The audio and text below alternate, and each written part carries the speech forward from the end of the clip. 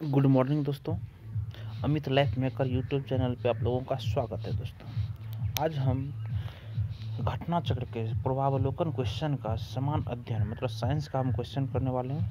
समान विज्ञान का साइंस का क्वेश्चन रहेगा और साइंस में बायोलॉजी का हम दोस्तों 3 से 4 टॉपिक इससे पिछले सेक्शन में कर चुके हैं और आज हम कोशिका चैप्टर का करने वाले हैं दोस्तों। तो देखिए सबसे पहले इसका जो नोट्स है दोस्तों, नोट्स पढ़ लेते हैं। लमसम 2-4 मिनट जो लगेगा नोट्स अगर पढ़ लेते हैं। देखिए इसका हर एक लाइन समझिए आपका एक क्वेश्चन ही है। जैसे हम पढ़ेंगे तो आप लोग को लगेगा। उसके बाद इसी बेस्ड पे आपका क्वेश्चन के बेस्ड पे ये नोट्स है, क्या कि उसी के व्याख्या से इसको निकाला गया है दोस्तों। तो जितने तक अभी तक क्वेश्चन पूछे जा चुके हैं दोस्तों, सारा क्वेश्चन ये प्रीवियस क्वेश्चन का इसमें संकलन है इस चैप्टर में। तो आप लोग देखिए कोशिका एक बहुत ही महत्वपूर्ण निकाय है दोस्तों। देखिए कोशिका जीवधारियों की संरचनात्मक एवं क्रियात्मक इकाई है। कोशिका जीवधारियों की संरचनात्मक एवं क्रियात्मक इकाई है। इसमें प्रायः स्वतः जनन की क्षमता होती है दोस्तों। कोशिका सिद्धांत सेल थ्योरी सलाइडेन तथा स्वान नामक वैज्ञानिकों ने प्रतिपादित किया था। जीवधारियों में दो प्रकार की कोशिकाएं तथा प्रोकैरियोटिक कोशिकाएं तथा यूकेरियोटिक कोशिकाएं पाई जाती हैं। जीवधारियों में दो प्रकार की कोशिकाएं, प्रोकैरियोटिक कोशिकाएं तथा यूकेरियोटिक कोशिकाएं पाई जाती है दोस्तों जीवधारियों में। उसके बाद देखिए दोस्तों, प्रोकैरियोटिक कोशिकाएं में केंद्रिका, कलायुक्त कोशिकांग इत्यादि नहीं पाए जाते हैं। उसके बाद है दोस्तों, इनमें अनुवांशिक पदार्थ पाया जाता है, परंतु इसमें हिस्टोन प्रोटीन संयुक्त नहीं होती है। इसमें राइबोसोम उपस्थित होता है। इस प्रकार की कोशिकाएं जीवाणुओं एवं नीलहरित शैवालों में पाई जाती है। और देखिए यूकेरियोटिक कोशिकाओं के बारे में दोस्तों, देखिए यूकेरियोटिक कोशिकाओं में पूर्ण विकसित केंद्रिका तथा कलायुक्त कोशिकांग इत्यादि उपस्थित होते हैं। इन कोशिकाओं में हिस्टोन प्रोटीन पाया जाता है। इन कोशिकाओं में दोस्तों हिस्टोन प्रोटीन पाया जाता है। देखिए इसमें पूर्व विकसित केंद्रक रहते हैं दोस्तों, केंद्रिका तथा कलायुक्त कोशिकाएं इत्यादि उपस्थित होते हैं। वही देखिए प्रोकैरियोटिक कोशिका में दोस्तों केंद्रक कलायुक्त कोशिकाएं इत्यादि कुछ भी नहीं पाए जाते हैं दोस्तों, जो कि यूकेरियोटिक में इसमें पाए जाते हैं। देखिए इन कोशिकाओं में हिस्टोन प्रोटीन पाया जाता है दोस्तों, और इसमें क्या पाया जाता है, इनमें हिस्टोन प्रोटीन संयुक्त नहीं होती है दोस्तों। उसके बाद इस प्रकार की कोशिकाएं पेड़ पौधे, जंतुओं तथा शैवालों इत्यादि में पाई जाती है। पादप कोशिका जंतु कोशिका से भिन्न होती है। देखिए दोस्तों, पादप कोशिका जंतु कोशिका से भिन्न होती है, क्योंकि इसकी कोशिका में बाह्य आवरण कोशिका भित्ति कहलाता है, जो कि हरे पौधे में मुख्यतः सेल्यूलोज से निर्मित होता है। जंतु कोशिका में कोशिका भित्ति का अभाव होता है। इसके अलावा जंतु कोशिका में हरित लवक अनुपस्थित होता है, जो कि पादप कोशिकाओं में पाया जाता है। उसके बाद देखिए दोस्तों, अगला को है प्लाज्मा झिल्ली या कोशिका झिल्ली एक अर्धपारगम्य झिल्ली है, जो प्रत्येक सजीव कोशिका के जीव द्रव को घेरे रहती है दोस्तों। रॉबर्टसन द्वारा प्रस्तुत अवधारणा के अनुसार कोशिका झिल्ली की बाहरी एवं भीतरी परतें प्रोटीन द्वारा तथा मध्य परत लिपिड द्वारा निर्मित होती है। वर्तमान में सिंगर एवं निकोलसन द्वारा प्रस्तुत अवधारणा सर्वाधिक मान्य है। इनके अनुसार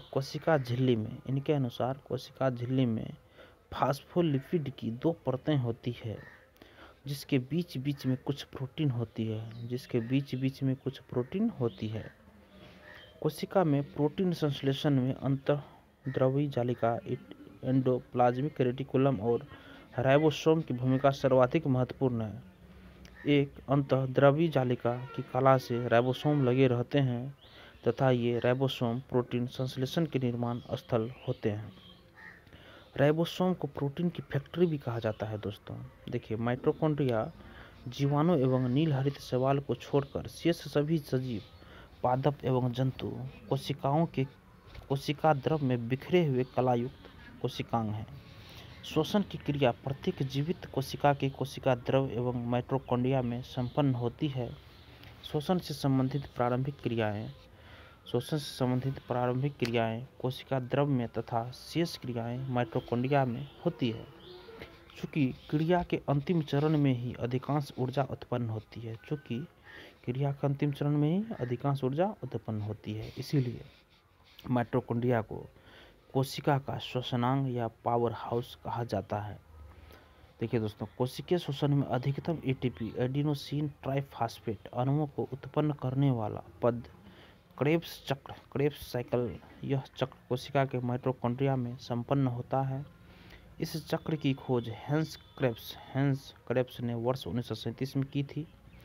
क्लोरोप्लास्ट में सौर ऊर्जा एटीपी में बदलती है। क्लोरोप्लास्ट एक पादप कोशिकांग है। क्लोरोप्लास्ट क्या है दोस्तों? एक पादप कोशिकांग है जिसमें पर्णहरित या क्लोरोफिल नामक एक प्रोटीन युक्त जटिल रासायनिक यौगिक पाया जाता है। यह वर्णक पत्तों के हरे रंग का कारण है। दोस्तों, यह वर्णक पत्तों के हरे रंग का कारण है। गोल्जी बॉडी को गोल्जी कॉम्प्लेक्स या गोल्जी उपकरण के नाम से भी जाना जाता है। इसका सर्वप्रथम अन्वेषण कैमिलो गोल्जी ने 1898 ईस्वी में किया था। इसकी क्रियात्मक इकाई को सिस्टर्नी कहते हैं।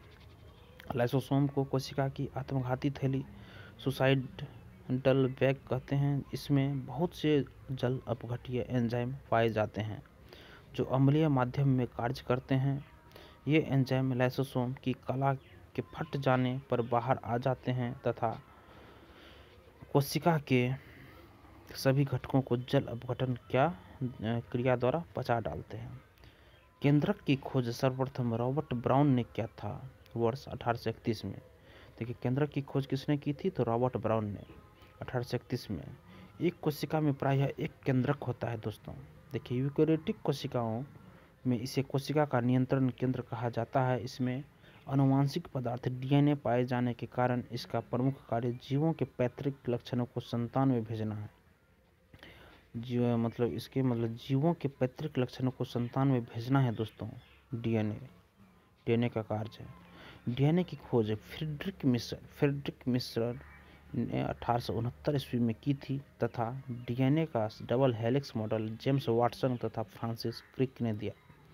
डीएनए एक आनुवंशिक पदार्थ होता है तथा जीवों के लक्षणों की संकेत सूचनाओं को जन्मपत्री की भांति जनकों से संतानों में ले जाता है। यह नाभिक के अलावा माइटोकॉन्ड्रिया तथा हरित लवक कोशिकांग में पाया जाता है।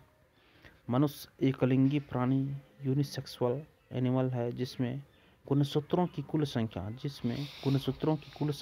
23 जोड़ी पाई जाती है। जिसमें गुणसूत्रों की कुल संख्या दोस्तों 23 जोड़ी पाई जाती है। पुरुषों में 44 प्लस XY, जबकि स्त्रियों में 44 प्लस XX गुणसूत्र होते हैं और स्त्रियों में 44 प्लस XX गुणसूत्र होते हैं। पुरुष तथा स्त्री में 22 जोड़े गुणसूत्र ऑटोसोम्स होते हैं। जबकि 23वां जोड़ा गुणसूत्र पुरुष में XY तथा महिला में XX होता है, जिन्हें लिंग गुणसूत्र कहते हैं। जनक से जिस संतान को XY गुणसूत्र मिलते हैं वह पुत्र बनता है और जिसे XX गुणसूत्र मिलते हैं वह पुत्री। देखिए दोस्तों, प्रक्रमित कोशिका मृत्यु में कोशिकीय और आणविक नियंत्रण सेलुलर एंड मोलिकुलर कंट्रोल को एपोप्टोसिस कहते हैं। यह भ्रूणीय विकास एम्ब्रायोनिक डेवलपमेंट तथा अंगों के प्रतिविकास इन्वोल्यूशन के समय होता है। उसके बाद अगला है दोस्तों, देखिए अब इसका क्वेश्चन हम लोग करने वाले हैं दोस्तों। देखिए क्वेश्चन क्या है, फर्स्ट क्वेश्चन क्या है दोस्तों कि नाभिक के अलावा कोशिका की किस कोशिकांग में डीएनए होता है? नाभिक के अलावा कोशिका के किस कोशिकांग में डीएनए होता है दोस्तों? तो माइटोकॉन्ड्रिया में होता है। देखिए, नाभिक के अलावा कोशिका के माइटोकॉन्ड्रिया तथा हरित लवक नामक कोशिकांग में डीएनए पाया जाता है, जो कि एक आनुवंशिक पदार्थ होता है तथा जीवों के लक्षणों के संकेत सूचनाओं को जन्मपत्री की भांति जनकों से संतानों में ले जाता है। डीएनए की खोज फ्रेडरिक मिशर 1869 ने की थी तथा डीएनए का double helix model James Watson तथा फ्रांसिस क्रिक ने दिया। सौर ऊर्जा एटीपी में बदलती है। सौर ऊर्जा एटीपी में बदलती है क्लोरोप्लास्ट में दोस्तों। सौर ऊर्जा एटीपी में बदलती है क्लोरोप्लास्ट में। क्लोरोप्लास्ट में सौर ऊर्जा एटीपी में बदलती है। क्लोरोप्लास्ट एक पादप कोशिकांग है जिसमें पर्णहरित या क्लोरोफिल नामक एक प्रोटीन युक्त जटिल रासायनिक यौगिक पाया जाता है। जिसमें पर्णहरित या क्लोरोफिल नामक एक प्रोटीन युक्त जटिल रासायनिक यौगिक पाया जाता है। यह वर्णक पत्तों के हरे रंग का कारण है दोस्तों। 3 नंबर क्वेश्चन है, निम्नलिखित में से कौन सा कथन सही है दोस्तों? तो देखिए, इसका ऑप्शन नंबर सी सही है। विषाणु सम एकल तंतु, विषाणु सम एकल तंतु आरएनए अणु से बने होते हैं। विषाणु सम एकल तंतु आरएनए अणु से बने होते हैं। पादप विषाणु अविकल्पी परजीवी होते हैं जो कि सिर्फ पोषी होस्ट कोशिकाओं के अंदर ही वृद्धि एवं प्रजनन करते हैं। इनमें केवल एक प्रकार का न्यूक्लिक अम्ल डीएनए या आरएनए पाया जाता है जो कि द्विवलयक या एकवलयक होता है।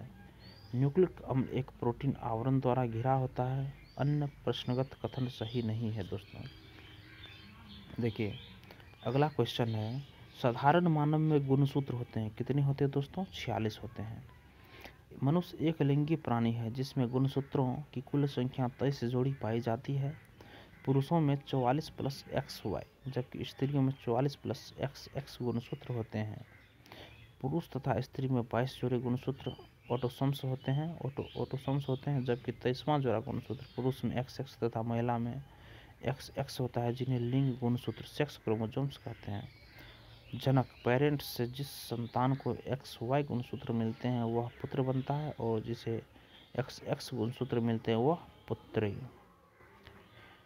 उसके बाद दोस्तों अगला क्वेश्चन, मानव शरीर की कोशिकाओं में पाए जाने वाले गुणसूत्र जोड़ों की संख्या कितना है दोस्तों? तो 23 जोड़ा। 6 में है, जीवों में अत्यधिक विविधता का कारण क्या है दोस्तों? तो उत्परिवर्तन है। जीवों में अत्यधिक विविधता का कारण उत्परिवर्तन है। देखिए, वैज्ञानिक का वह समूह जिसने प्रकृतिवाद के सिद्धांत को आधुनिक रूप दिया उसे नव डार्विनवादी कहते हैं। आधुनिक नव डार्विनवादियों के अनुसार जीनों में साधारण परिवर्तनों के उपरांत नए जीव बनते हैं जिसमें उनमें विभिन्नताएं बढ़ जाती है। इन परिवर्तनों को उत्परिवर्तन कहते हैं। ये परिवर्तन स्पष्टतः वंशागत होते हैं तथा पीढ़ियों में वर्ण द्वारा नई जातियों की उत्पत्ति होती है।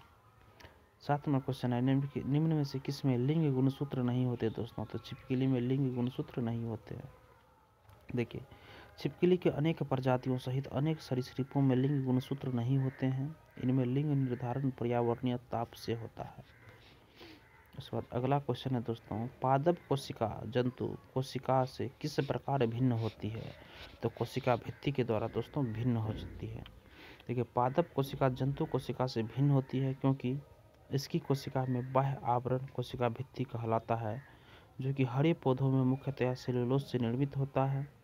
जंतु कोशिका में कोशिका भित्ति का अभाव होता है। जंतु कोशिका में कोशिका भित्ति का अभाव होता है। इसके अलावा हरे पौधे की कोशिकाओं में हरित लवक पाया जाता है जबकि जंतु कोशिकाओं में इसका अभाव होता है।